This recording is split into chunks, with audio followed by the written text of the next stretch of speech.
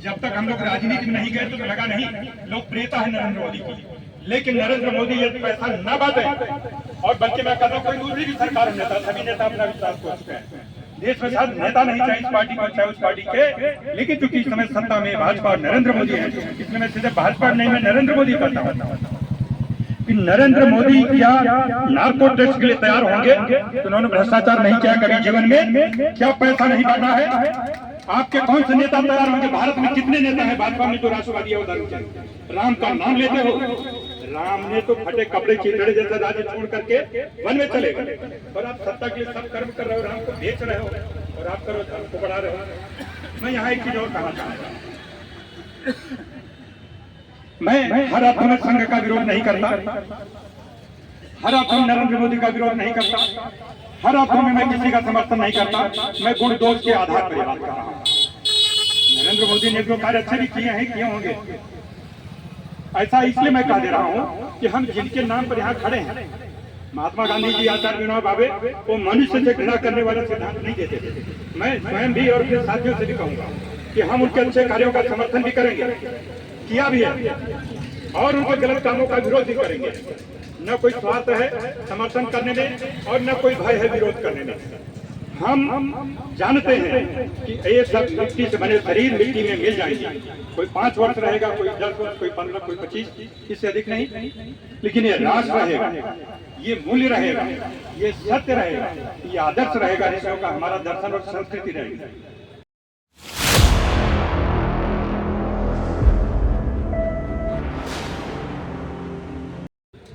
तो ऐसे में जो भी देश को चाहते हैं, जिन्हें अंधभक्त कहते हैं, मैं उन भाइयों से भी अपील करता हूं कि आपको भारत से प्रेम है या नरेंद्र मोदी से? भारत को सत्य से प्रेम है, अपने ऋषियों से प्रेम है, अपने बलिदानियों से प्रेम है, या किसी व्यक्ति विशेष से, सत्ता से? इसको आप सोचना आरंभ करिए और अच्छा काम करे तो व्यक्ति को समर्थन दीजिए, गलत करे तो विरोध कीजिए। काशी में कैसा है, ये काशी महादेव की नगरी, सत्य की नगरी, यहाँ इतनी अंधेर, ये धीरे धीरे 1.5 वर्ष होने को जा रहा है। अभी ये जो आंदोलन काशी में खड़ा होना चाहिए था, नरेंद्र मोदी का बहिष्कार होना चाहिए काशी में, कि नरेंद्र मोदी से ज्यादा प्रिय और आकर्षक और आदरणीय हमारे लिए ये महापुरुष है, वो चाहे आचार्य विनोबा भावे हो, चाहे लाल बहादुर शास्त्री हो, चाहे जयप्रकाश नारायण हो, डॉक्टर राजेंद्र प्रसाद हो, इन सभी की प्रतिष्ठा, integrity beyond doubt. Narendra Modi की कार्यप्रणाली डाउट ही डाउट है, वो केवल एक तालमेल है, कॉकटेल है सत्ता का। कल कोई और सरकार में था, आज ये है, कल कोई और सरकार में होगा। तो यहाँ हम साथियों की ये समझना है कि आचार्य विनोबा भावे का तप और नरेंद्र मोदी का दिखावटी तप, इन दोनों की टक्कर, और जो अधिक तपस्या करने वाला होगा वो जयी होगा यहाँ, और ये सत्य में जैसे होगा। एक इंडिविजुअल जिसकी कोई ताकत नहीं है, वो व्यक्ति की संपत्ति जबरन छीन लिया गया, जैसे कोई माफिया छीनता। और एक माफिया से तो एक आम आदमी डरता है। मुझे कहने में कोई गुरेज नहीं, भले ही मुझ पर कुछ कार्रवाई हो जाए, न्यायपालिका इस सत्ता से भी डर गई। अब यहाँ पे भूमिका किसकी आती है? हम सत्याग्रही बैठे हैं, अधिवक्ता जन बैठे हैं, तमाम पत्रकार बैठे हैं, क्योंकि सबसे पहला दंश तो मीडिया जगत पे पड़ा। मीडिया वही दिखाने लगा जो सत्ता दिखाना चाहते हैं।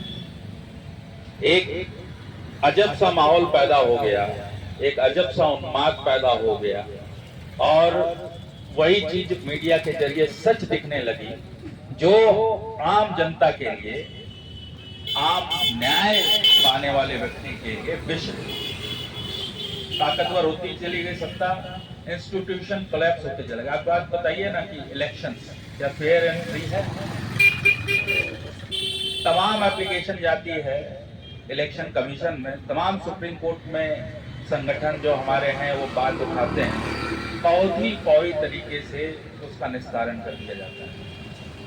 आज के दिन लोग कहते थे कि मैं आपको कोर्ट में देख लूंगा, कोर्ट पे एक भरोसा रहता था, लेकिन आज मैं अपने तमाम साथियों से कह रहा हूँ, लोग इस तरफ आगे बढ़ गए हैं कि हम किसी तरह से, आम जनता, कि हम किसी तरह से अपना काम, सत्ता में कुछ भ्रष्टाचार। अहंकार सर्व सेवा संघ के सत्याग्रहियों की है, जो पिछले 82 दिनों से सत्याग्रह कर रहे हैं कि सर्व सेवा संघ की जिस जमीन पर सरकार ने कब्जा कर लिया है, जिसका बैनामा कभी सर्व सेवा संघ के नाम था, लेकिन सरकार ने उसे रेलवे की जमीन दिखा करके तमाम न्यायिक फैसलों को भी धता बताते हुए बुलडोजर चला करके कब्जा कर लिया है, उसे छुड़ाने के लिए गांधी के लोग पूरी ताकत के साथ जनता के बीच अपना आंदोलन कर रहे हैं। हमरा के भावे लाहो यजदिया, हमरा के भावे लाहो यजदिया, हमरा के भावे ला गुलमिया अब हम नाही बजैबे यजदिया, हमरा के भावे ला। पहले थोड़े बहुत प्रदर्शन किए गए, लेकिन जब बात बनती नहीं दिखी तो सर्व सेवा संघ के लोग ही नहीं बल्कि गांधी के विचारों को मानने वाले तमाम समर्थक भी उनके साथ लामबंद होने लगे और शुरू हो गया दीप जलाओ सत्याग्रह। पिछले 82 दिनों से इस 100 दिन का सत्याग्रह चल रहा है, जिसमें आज 82वें दिन पर अधिवक्ता समाज के लोग सत्याग्रह में शामिल हुए। 11 सितंबर से शुरू हुआ और 22 दिसंबर को इसका समापन है और यह सत्याग्रह तब शुरू हुआ जब बनारस का जिला प्रशासन, बनारस सेक्टर के रेलवे के अधिकारी, शासन और मनवादियों के साथ घाट से गांधी विरोधी जयप्रकाश की विचारधारा के सेंटर को बिना कानूनी प्रक्रिया डाक किए जमींदोज कर दिया। जब इस परिसर को, यहाँ के इमारतों को जमींदोज किया गया, उस समय न्यायालय में मामला विचाराधीन था, सिविल न्यायालय में भी था, हाईकोर्ट में भी था, लेकिन न्यायालय में भी था। इन तीनों न्यायालयों में विचाराधीन के दौरान बिना बेदखली की प्रक्रियाएं डाक किए और आज भी जिस गांधी विरोधी जयप्रकाश की विचारधारा पर यह सेंटर स्थापित किया गया, जो 3 बैनामा किए गए, वो तीनों बैनामा आज भी जिंदे हैं। वे तीनों बैनामा आज भी कानूनी रूप से मान्य है। ये जिला प्रशासन, ये रेलवे प्रशासन, ये सरकार के लोग उन बैनामों को कैंसिल कराने के लिए, उन बैनामों को निरस्त कराने के लिए किसी भी सिविल न्यायालय में कोई बात दाखिल नहीं किया। आपको यह समझना होगा कि किस तरीके से हड़बड़ी और जल्दबाजी में सिविल न्यायालय में मामला विचाराधीन होने के बावजूद, राजस्व न्यायालय में मामला विचाराधीन होने के बावजूद, हाई कोर्ट में मामला विचाराधीन होने के बावजूद बिना कोई प्रक्रिया याद किए, बिना नोटिस दिए, बिना बेदखली की प्रक्रिया के लिए वाद दाखिल किए, आपने गैर कानूनी तरीके से सर्व सेवा संघ के प्रकाशन से लेकर के पुस्तकालय से लेकर के परिसर को आपने ध्वस्त कर दिया। तो जब आपने इसको ध्वस्त कर दिया तो आपको समझना होगा, ध्वस्त करने के बाद सर्व सेवा संघ से जुड़े पदाधिकारी अरविंद अंजुम जी, रामधीर जी, चंदन जी और तमाम जो साथी थे, इन लोगों ने लोअर कोर्ट से लेकर के हाई कोर्ट से लेकर के सुप्रीम कोर्ट का दरवाजा खटखटाया कि ये हमारे परिसर को भी आया जा सकता है, इससे आप स्टे दे दीजिए। स्टे नहीं दिए, जब ध्वस्त कर दिए, इसके बाद ही इन लोगों ने सारे न्यायालयों का दरवाजा, अधिकारियों का दरवाजा खटखटाया कि अभी भी यथास्थिति कर दीजिए। इसके बाद भी न्यायालय और अधिकारी शासन के दबाव में, मनुवादियों के मिलीभगत और पूंजीपतियों के साथ गांठ में उन्होंने नहीं मना किया और लिहाजा इस पर शासन ने अपना कब्जा कर लिया। जब सब जगह से हार जाने के बाद सर्व सेवा संघ से जुड़े लोगों ने निर्णय लिया कि हम कानूनी प्रक्रिया में लोअर कोर्ट से लेकर के हाई कोर्ट, सुप्रीम कोर्ट तक लड़ेंगे और आंदोलन की प्रक्रिया में सड़क से लेकर के संसद तक अपनी आवाज अपने लोगों के माध्यम से उठाएंगे। तो उसी प्रक्रिया के तहत यह निर्णय लिया गया कि लोगों में चेतना पैदा करने के लिए गांधी विनोबा जयप्रकाश के विचारों के हथियारों और उनके सेवा संघ के जो संस्थान है उसको गिराने के लिए हम ये लड़ाई तब तक लड़ेंगे जब तक हमें न्याय नहीं मिल जाता।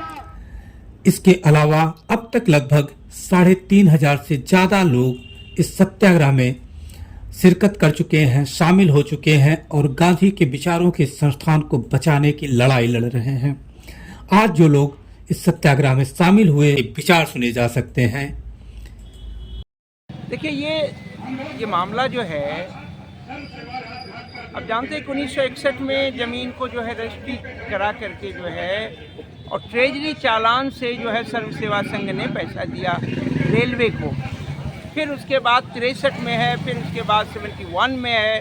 तो इसका मतलब है कि बहुत विधिवत तरीके से रेलवे से सर्व सेवा संघ ने ज़मीन खरीदी थी।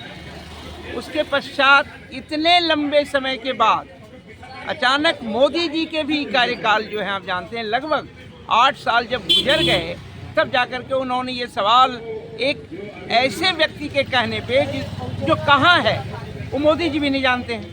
मोदी जी के तमाम जो उनके पास तंत्र है आप जानते हैं, IB है, CBI है, इंटेलिजेंस ब्यूरो, क्या नहीं है उनके पास, रॉ है। तो वो पता तो करे कि वो व्यक्ति कौन है जिसने ये शिकायत की है कि ये ज़मीन रेलवे की है और डॉक्टर जो है वो ये जयप्रकाश नारायण या विनोबा भावे या राजेंद्र प्रसाद या लाल बहादुर शास्त्री, जगजीवन बाबू, क्या इन लोगों ने बहुत ही कूट रचित तरीके से ये ज़मीन जो है रेलवे से खरीद करके इनको दी है? तो ये सवाल है। अब सवाल है कि ये मामला एक ऐसे अनाम व्यक्ति ने उठाया और उस पर फौरन जो है जिलाधिकारी के द्वारा, जिलाधिकारी के जो कदम उठाया गया वो कदम तो एकदम सदैव अनुचित है, अनुचित कदम है। वो कैसे आप ऐसा कर सकते हैं? ये आपके क्षेत्राधिकार के अंतर्गत नहीं आता है। और उसके बाद जो है जिस प्रकार से डिमोलिश किया गया, हम तो तब से इस आंदोलन से जुड़े हुए हैं और ये डिमोलिश किया गया है, ये गलत है। दुर्भाग्य से अदालतों ने भी अपनी भूमिका का निर्वहन नहीं किया। अन्यथा जैसे ये मामला जो है वो अदालत में गया, तुरंत उन्हें स्टे देना चाहिए था और कहते कि ठीक है, अगर आप कहते हैं कि ये ज़मीन जो रेलवे से खरीदी गई है वो फेक है, वो कूट रचित है, तो उस हालत में अदालत उसकी एग्जामिन करती है। लेकिन उन्होंने जिस प्रकार से स्टे नहीं दिया और इस बीच में क्या हुआ, जिलाधिकारी ने और तमाम अधिकारियों ने मिलकर के रेलवे की सहायता से उन्होंने जो है डिमोलिश करवा दिया। देखिए मामला तो पहले गांधी विद्या संस्थान का था। गांधी विद्या संस्थान में उन्होंने सवाल उठाए थे। हम लोग जो है उस सवाल को लेकर के जो है ये राष्ट्रीय जो इंदिरा गांधी राष्ट्रीय कला केंद्र है, तो राम बहादुर राय जी से भी दिल्ली में मिले। उनको कहा कि भाई देखिए इस मामले को, उन्होंने कहा कि हम उसको देखेंगे भी, जो कर सकते हैं करेंगे। बल्कि उन्होंने यहाँ तक कहा कि हम इसमें ये करेंगे, मदद करेंगे वगैरह वगैरह। लेकिन देखिए क्या हुआ, गांधी विद्या संस्थान तो आज भी वहीं पे है, बल्कि उसमें ताला जड़ दिया गया है। और उसके बदले जो है ये लगभग 13 एकड़ ज़मीन पर जो सर्व सेवा संघ का, जिसपे गांधी साहित्य का यहीं से प्रकाशन होता था और उसे फिर जो है आप जानते कि तमाम जगहों पर उसको बेचा जाता था गांधी के विचारों के प्रचार के लिए। और फिर क्या किया आपने, सर्व सेवा संघ को जबरन जो है यहाँ से नोटिस चिपकाया और जब तक ये अदालत के द्वारा कुछ हो आपने इसको डिमोलिश कर दिया। तो ये जिलाधिकार जो अधिकारी हैं उनके क्षेत्राधिकार के अंतर्गत आता नहीं है। इसलिए ये हिंदुस्तान में बहुत दुर्भाग्यपूर्ण कदम जो है मोदी के शासनकाल में जिलाधिकारी ने उठाया। जिलाधिकारी को चाहिए था कि जो वैधानिक सीमाएं हैं उनकी, उस सीमाओं का वो पालन करते। अगर ये मामला जो है वो भी लाते, ये कोई फेक जो है रजिस्ट्री हुई है वो लाते और ला करके अगर अदालत सिविल, देखिए ये सिविल मामला है, जमीन जायदाद का जो मामला होता है, प्रॉपर्टी का जो मामला होता है, और ये सिविल। मैं सत्यन तिवारी, मैं इलाहाबाद हाई कोर्ट से हूँ, वहाँ प्रैक्टिस करता हूँ। और आज यहाँ पे अधिवक्ताओं का पूरा समूह यहाँ पे समर्थन देने के लिए, जो सर्व सेवा संघ में जिस तरीके से जो सरकार ने गुंडई करके जो डिमोलिश किया है, जो अतिक्रमण जो इस तरीके से इन्होंने अपना अतिक्रमण जो इन्होंने कर रखा है, प्रशासन ने, उसके खिलाफ हम यहाँ पे पूरे अधिवक्ता बंधु आज अनशन पे एक दिन का सुबह 6 बजे से लेकर शाम 6 बजे के इस 100 दिन के अनवर चलने वाले कार्यक्रम में एक दिन का हम लोगों ने अनशन किया है यहाँ पे।